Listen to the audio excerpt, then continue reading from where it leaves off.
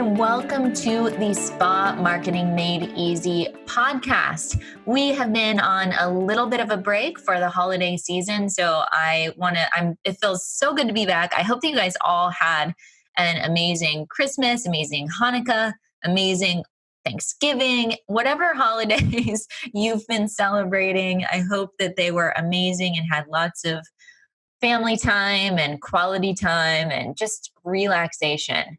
But now it's January. You guys, I'm so pumped for 2019. This is going to be an amazing year. We are really putting a lot of energy and attention and focus on this podcast.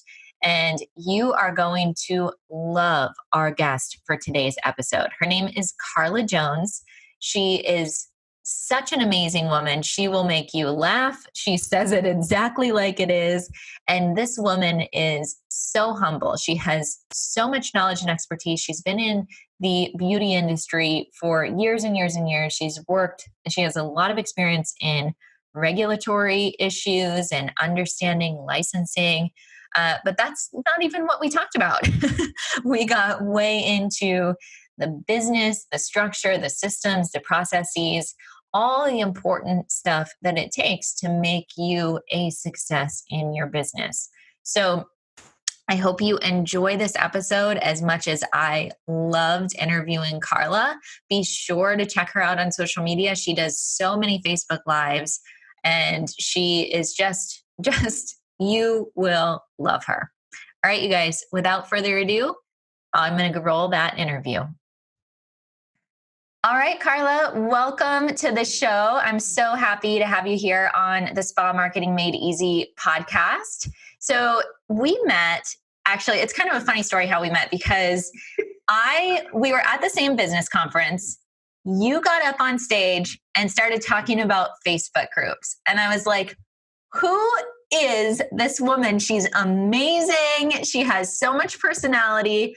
And she's in spa. And I was like at this business conference for like digital marketers and was so impressed by your presentation and by just your fun personality and by your knowledge and experience. And I was like, this woman must be on my podcast. So thank you so much for being here. Well, thank you so much. I tell you, chance encounters, right? I know. So tell me, share with our audience a little bit just about your experience, because I know that you're very, very well versed on the regulatory parts of our industry. Mm-hmm. You've been teaching hairstylists and beauty professionals about business and how to run business really with integrity. I know you do a lot of Facebook Lives, but just let's share a little bit about your background just so people know what an amazing woman I'm talking with right now. Well, thank you so much. This is really, my journey in the beauty industry definitely was not the typical one.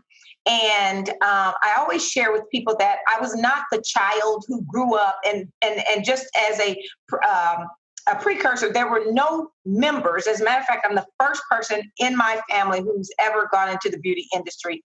Basically, my family is all teachers on both sides. Okay, so they went to school and they were teachers or in some educational realm.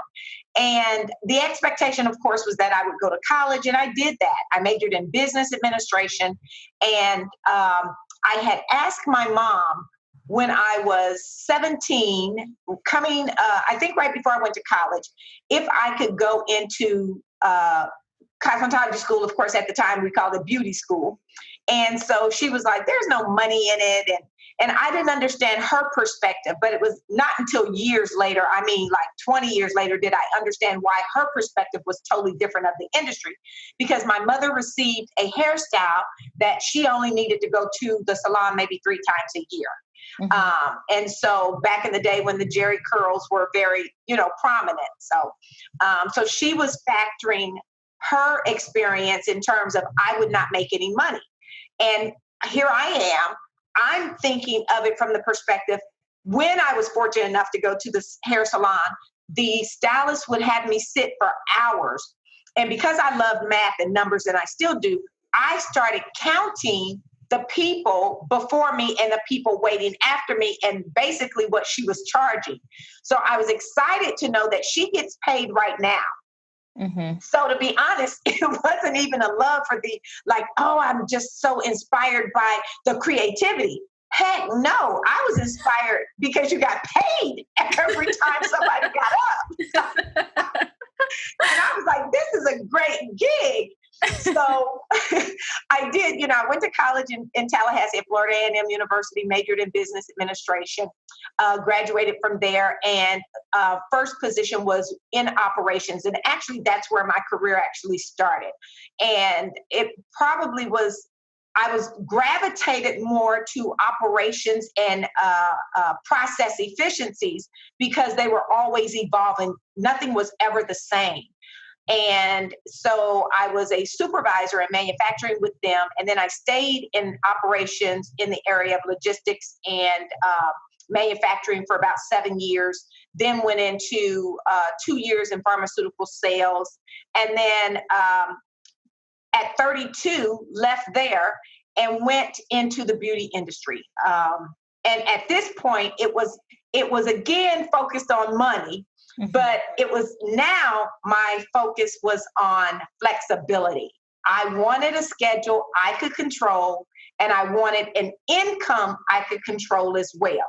So in reality, before I finally made the decision to go into cosmetology school, it was a toss up between going back to college for nursing, because at the time when I was considering cosmetology school, the schedule for nursing was coming out where they started the 3-hour shifts, 12 hours, and so that was very appealing. But I laugh at myself now because the deterrent for me going to nursing school was not having the math and science and going back to school, but it was having to have a round in geriatrics where I might have to be with older men, and I wasn't comfortable with seeing men naked. So I said, I love how real you are. You're just right, right. I don't want to see that. I'm going to change my career path. I couldn't do it. I was like, okay, I'm going to cosmetology school. and so that's actually how I made the decision, because it was just. Well, I'm so glad that you did. Right.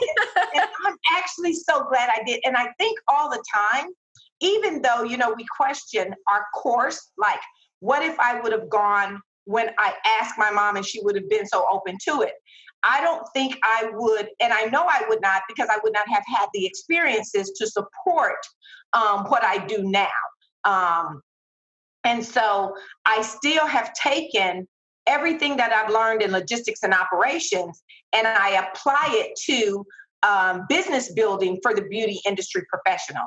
So when people, it's very hard for me to tell people, oh, I specifically do one thing, when my entire career has been looking at corporate entities' total structures and developing processes and systems to get them to a goal. So when someone says, oh, well, what's your niche? Okay, the beauty and barber industry. But it kind of is a niche, because there's a huge area of opportunity. So many, like you said, you kind of hit it on the head. There's so many of us who get into this field because we love the creativity. We love putting our hands on people and helping them, and almost like a caregiver kind of relationship, which is very similar to nursing. It does. There's a lot of overlap between those two fields, but so many people with that caregiver want to take care of you mentality don't necessarily love math and love business and love systems, right? So it's almost like you have that kind of superpower that you're like, oh yes, you can take that, and there's a huge opportunity in our industry where you can actually help people create systems in their business, because that, in my opinion, is the big difference between the estheticians, the hairstylists. I see all the time these estheticians and hairstylists that are making 6 figures and multiple 6 figures. And then you look at the Bureau of Labor and Statistics, and then there's people, the average salary for an esthetician is $30,000 a year, which I don't know how you can live on that in today's world. I'm sorry. No. And in actuality, it's challenging. You can't. And see, that's why I think too, when we talk about, and I always ask the industry professionals that I work with or just have conversations with, when you're talking about generating revenue, and that's where we get it confused, is because we think because we're making money, they associate that with being profitable. Oh, yes. What they fail to realize is if I'm the independent artist or esthetician, then not only am I required to understand what's needed to operate my business, how much revenue, but what they fail to factor in is I also need a living wage. Is that the 30,000? Is that the 50,000? And they forget they have to add that on top of my now business expenses to come up with a total number. And so I think that's where stylists and esthetician or those in the beauty industry are absolutely struggling, is because they're only looking at it from the perspective of what I need to make and not what the business requires for me to invest in, to grow, to sustain. And so at the end of the day, this is why they're worried about or concerned or questioning why I don't have money, because you're not building in processes, or you're not identifying or setting up to understand what your expenses are and then how much you actually need for that bottom line number. And everyone, that's so, so true. And everyone, you hear about this, like, it's like $100,000 is the magic number. Everyone like wants to get to $100,000. But if you're generating $100,000 in your business, which is, I've done the math, it's like $416 a day, which is not very much. Nope. You're still only paying yourself, if you have a healthy business, maybe $40,000 a year. Absolutely. And that is not like, I'm a six-figure business owner, I mean, $40,000 a year is very middle class. It's very middle class. Which there's nothing wrong with that, but it's not this like, wow, I'm really bringing in the big bucks now, Right. So you've got to get estheticians and beauty therapists and hairstylists to really open their mind and think a little bit bigger, that if you want to be paying yourself $1,000 a year, which is great money, yes, you need to increase, you need to really focus on these businesses. You need to have your business processes, your, all your systems in your business, and think of multiple streams of revenue, not just you doing the work. How else, because that's a bottleneck that's going to limit your growth. Right. And I mean, I think they have to be realistic. I had a stylist say to me, I want to make $400,000 next year. You work by yourself. You don't own a product line. You're not doing that much in retail. So now let's really look at where your opportunity lies, because I'm never going to say that's not possible, but I want for us to take a realistic look at the way you're operating now. And then let's answer that question. If we don't change anything we're doing now, can we get to $400,000 next year? Absolutely not. And so now we have to ask ourselves, realistically, what is that going to take? And I just do the simple math, because once we do the math, and think about it, if we already know it's $416 a day to get to 100,000, then it's $1,664 a day to get to 400 grand a year. And that's just in top line revenue. That's not meaning deducting my expenses or anything else. So, what percentage of that do I want to take home? And what I think our industry professionals still fail to realize is you need to pay yourself a salary. Just because you earn it in the auspices of a business doesn't mean that it all belongs to you, unless you're a sole proprietor from a legal structure, right? Mm-hmm. But when you start reclassifying yourself based on, are you a limited liability or S Corp, then those have different requirements, and everything doesn't belong to you, or you'll violate the structure, and now you're back to sole proprietorship. Right. So again, I think there's just so many facets to them, and unfortunately, we don't get the real information that we need in our training in school. And I believe that if we have more emphasis, because I even went back one day, I was thinking about this, and I said, I still purchase, believe it or not, I still purchase the new editions of the cosmetology books through my ladies. Mm-hmm. And because I like to understand what content is still being taught. So I went and grabbed my latest edition. And of course, the last two chapters are always designated to what they classify as business, right? But in reality, it's not really business. In reality, they're talking about setting up, getting ready and prepared for your interview, dressing for success. And now they've highlighted some areas that include, what is social media and things like that. What's your options in terms of being a manufacturer's rep, or you can be independent, work for a corporate salon. So in essence, that's the business instruction or education that stylists are receiving. And when I looked at it, in total of a 1,500-hour program, those two chapters only represent 6% of a total curriculum, which is about 90 hours or less. So, and the thing is, you can't do the work you trained to do unless you know how to operate a business. And this is true. This is not just for independent stylists or solo estheticians. If you're working at a salon, you still have to market yourself every single day. So it's so important. I want to ask you, a question, because you did a live not too long ago that I loved. Well, you do lives all the time. So if you guys haven't followed Carla, go to her page. We've got links below, but she is always hopping on Facebook Live and always has just true, real opinions, feedback, awesome stuff to say.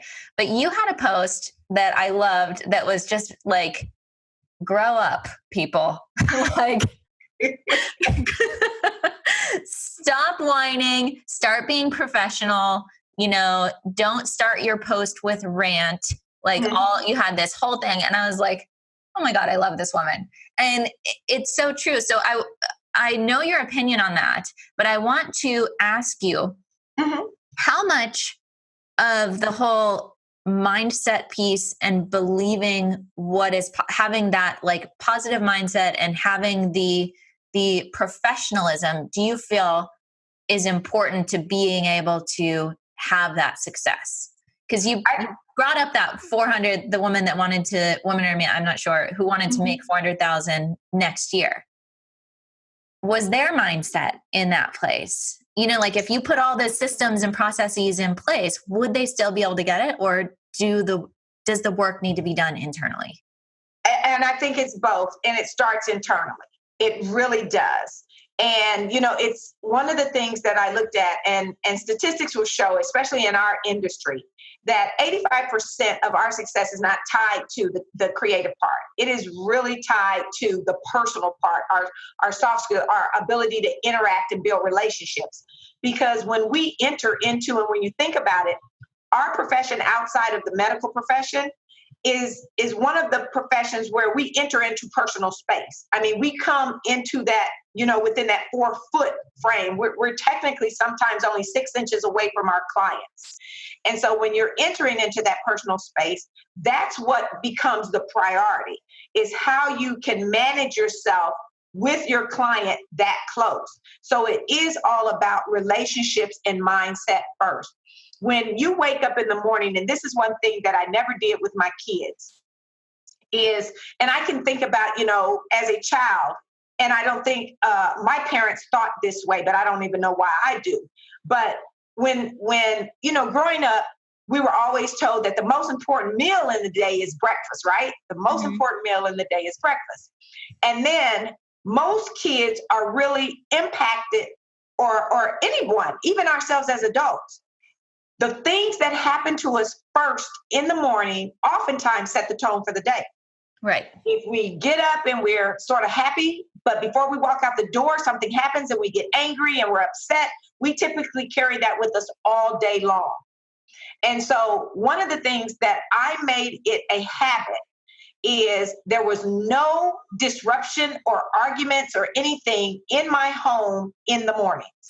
And especially getting the kids ready for school, because that would impact the way they saw their day. And so I wanted to make sure, and just think about that. If we were conscious or gave a lot of thought to how we allow things to impact us, we could control so much more positivity, which would propel us forward. We could think clear.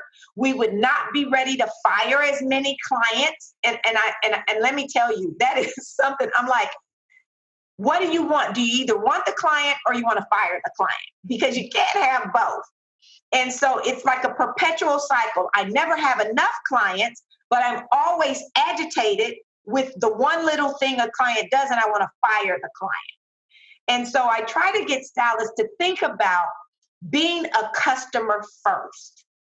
If you think about how you interact with salespeople, or when you're going to purchase, what makes you buy? What makes you return? What makes you enjoy the person who was serving you, whether they're in a restaurant or at the hotel or wherever?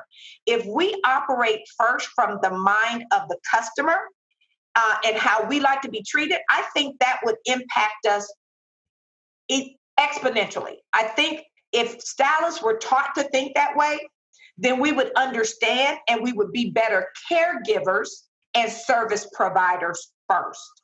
We would understand that it's not personal and that a customer has a right to be unhappy.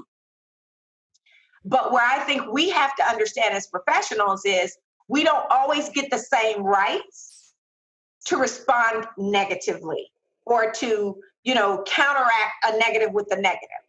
And I'm going to share a quick story where I really learned this, but I knew better. And it was when I was in the salon, and it had to be maybe 15, 20 years ago. And it was the first time I ever really made a bad mistake where I knew I had lost a customer, but it was my fault. I knew it then, and I admit it to this day, it was my fault. And I never should have allowed my bad day to intersect the service I was providing with my client.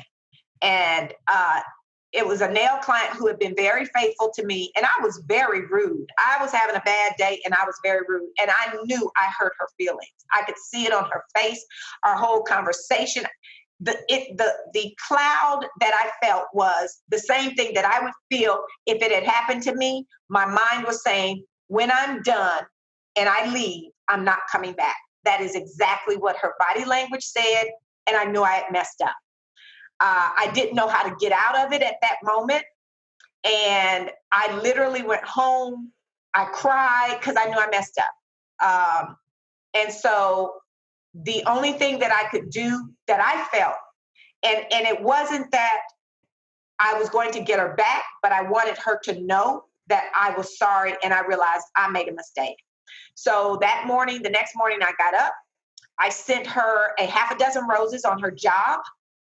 And the note said, some days we just need to have the opportunity to start over. And I hope this is that day. Mm-hmm. She never called. I didn't call her. She had standing appointments and she showed up on her next standing appointment. And we never mentioned it again. We went right on as if it had never happened. But I know to this day, had I not done something, I would have lost that customer because I was at fault. I literally was at fault. There was no excuse for my tone. There was no excuse for how I treated her. I don't even remember what was going on with me, but there was no excuse. And I think a lot of times we as industry professionals think that yes, we have bad days, but we never have. It's never acceptable to display that or to make our customers the recipients of that and then blame them. You were self-aware enough to know that it was your fault. I think a lot of times, whether you're, in the beauty industry or not, people, they're not aware of their energy on others. Right. And I see this so much when, the comment that comes up time and time again is, I only have one person on my books. My business is going down. It's like this devastating thing. And so think about how that person's going to experience their treatment. It's going to be an awful treatment. If you're going in there and you're thinking like, my business is over. I'm doomed. I can't believe this is the only person I have on my books. But instead, if you shifted that mindset and was like, I am so grateful that this person is in here to see me. I'm going to give them everything that I have and make sure this is the most amazing experience that they ever have in a spa. And Absolutely. if you shifted that, those people, that woman or man or whomever is coming in will come back to see you again, just like when you sent the flowers. But people are not aware enough to realize that they're putting that energy out there, and it just becomes this spiral. And it's okay for us not to be right. And it's okay for us to say, I'm sorry. It really is. And I think that's the biggest thing. And that's one thing that is missing in cosmetology school. When I have been a campus president for 2 career colleges that had cosmetology programs. And I worked closely with the instructors as well as with the students, because my whole focus was their success. I mean, and I'm living proof. I could name tons of people who are better hairstylists than I am. But I would safely say that those same hairstylists aren't as good at customer service and delivering it as I was and as I still am. Because I think that's what built my business, is really when you think about people do business with people, right? We do business with people. We provide a service, but we do business with people. And I think for somewhere along the line, we forget that we are in business because people have chosen us as their service providers. They could choose any, and stylists say, well, let them go somewhere else. Really? So then you're going to complain because now they're gone. But remember, you were the one that said, let them go somewhere else. And so we have to really get back to owning, not only understanding that our success is driven, yes, by the customers and how much money we're able to make, but more importantly, our success is really dictated by how we are treating our people and how people, when they come, the experience that they have once they're in our chair. Mm-hmm. And, so it starts for me there. If you can deliver, because I can teach you the creative part, but I can also share with you strategies that will help you, but you have to do the internal work. Mm-hmm. And part of that does start with accepting the fact that I am not meeting the mark, so to speak, in that area. Ask yourself, and this is why I tell stylists, ask your clients. You'll say, well, I don't know what they want. I don't know what they think. Well, we're not mind readers. We don't have, telekinetic powers. The easiest thing to do is survey. I don't remember not sitting down in the most recent years at a restaurant and there not be a survey, either on the receipt, the waiter or waitress is saying, if you would take this survey, you'll get, call this number, you get 10% or something off or a free dessert on your next meal. And this is what I share with stylists. If those things work when you're the customer, don't you think they will work when your client walks through that door and they're your customer? Why are you not utilizing these same principles and practices that are being done in businesses? Just because it's not in our industry doesn't mean it won't work. It is just how we service customers. And because we're servicing people, the same people that walk in a restaurant, the same people that book hotels, the same people that book flights or ride a bus, they are customers to another business. And so I think that's where fundamentally, I don't know if it's because we're not taught to think that way in cosmetology school. We don't look outside of other industries and make the comparison that if this strategy is being utilized, will that work for me? And so most of them say, well, no, I didn't know we could do that. You can. Yeah. You don't have to reinvent the wheel. You don't. I mean, I love studying outside of the industry, and I'm really glad I have experience outside the industry. When I was a director of education for Sharpening Carson, I didn't understand what the clear role of a director of education was. Now, Sharpening Carson was one of the ethnic brands for L'Oreal USA. And so all of their director of educations is a marketing position. Mm-hmm. And so when you think about it from that perspective, it's like, oh, my job is to make the connection between the product and the salesperson. So I'm to provide them insight on what's the best way to communicate and to provide educational information on the use of the product between the party that develops it, marketing, and the party that has to sell it. And so when I thought about that, that was powerful. Mm-hmm. I'm now looking and sitting in meetings with presidents of the brand and president of L'Oreal, and we're going through annual corporate goals and plans and strategies, and we're looking at $1 million numbers, and they're talking top line revenue, and we're looking at every brand contribution. Man, so how does that relate to the stylist? Well, the same thing I do. I need to understand what is your overall annual goal, revenue standpoint. Then we look at how we generate that revenue. Mm-hmm. Okay, what are the buckets that we do? And I tell them, your revenue, what are your streams of income, like you said, that roll up to that top line number? If you want to bring in $100,000, are you doing it in services? Are you doing it in retail sales? Are there some events that are going to be paid? Do you educate? I mean, all of these are revenue sources. And what is the contribution you plan to bring in? So of the $100,000 is 20% from education. You know, so those are the things. And then what are you going to do to actually make that not just be numbers written on a piece of paper? Absolutely. So now once we understand what we want, now we have to craft out what's going to get us there, and then the action, and be willing to do the work necessary. And I think that's where we miss it, because we've been taught that our main job is to show up, fill a book, and provide a service. That's it. Mm-hmm. And so we're looking at a book that I tell stylists, I quit trying to fill butts in a seat like every hour in my book.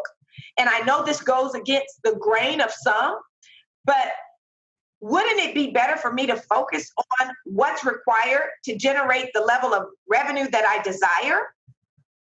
That may not mean that every hour of my book is going to be filled or needs to be, if other things are lining up correct, if my pricing is correct, right? My service mm-hmm. pricing.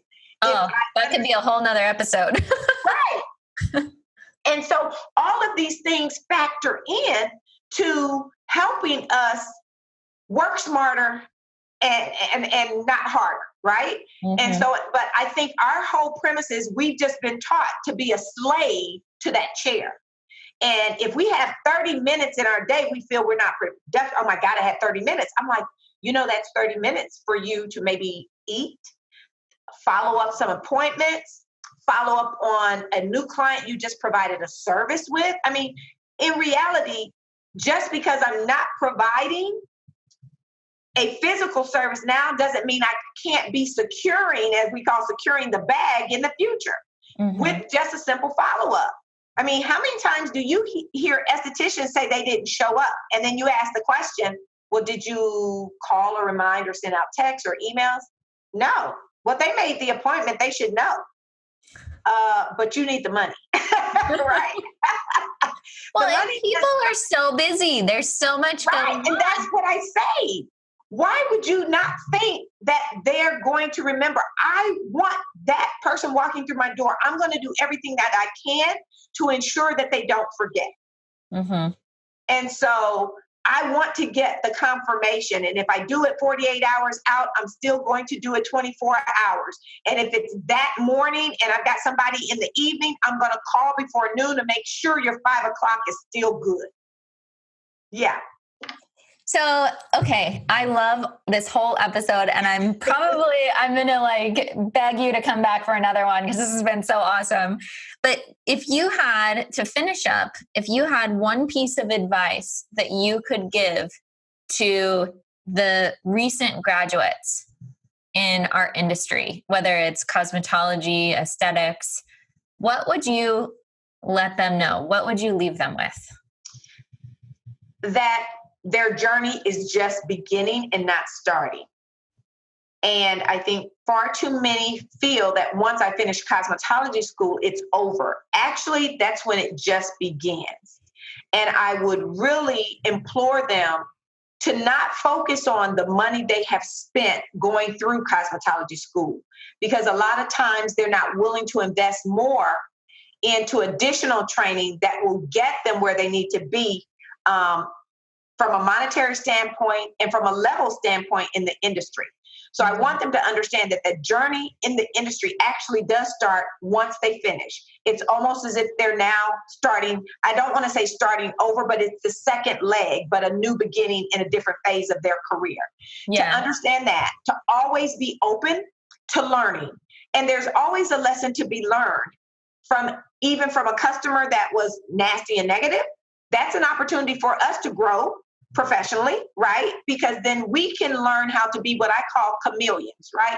Whether we're communicating chameleons or we are chameleons who change with our clients. And I tend to change with my client. My personality changes with each client. My tone, the conversation changes with every client. I also would advise them to be prepared to do the work. Success doesn't happen in any career at any moment in time without failure. There are going to be times you didn't get it right. There are going to be times you have setbacks. There are going to be things that happen outside of your control. Know that that is a part of the success journey. And so the thing that I always again say is, what was the lesson I can take from that? How can I do it better or divert from that happening again? And not be afraid to take risks, but take calculated risks. Do the homework. And even when we take risks, we can minimize our exposure for negativity or it not working right by doing the research required, preparing ourselves, making sure that we're totally aware and knowledgeable as best we can be at that point in time. And just never give up, because your dreams are yours. Each one of us came into this industry for a whole different reason. And so I would just ask them to continue to own their dreams and don't let anyone else's opinion of where they want to go derail them from their course, because not everybody was meant for our journey and not everybody is going to see what we see for ourselves. So that's what I would say. Amazing. Amazing. Thank you, Carla, so much. This has been just, I'm learning new things every minute. It's like, I feel so lucky to get to interview so many amazing people on this podcast. So thank you for your time. Thank you for your expertise, your authenticity. You are amazing. So you guys be sure to follow Carla. We've got all of her social media links. Hop on her lives. She's awesome. We've got them all in the show notes below, and we'll catch you on the next episode.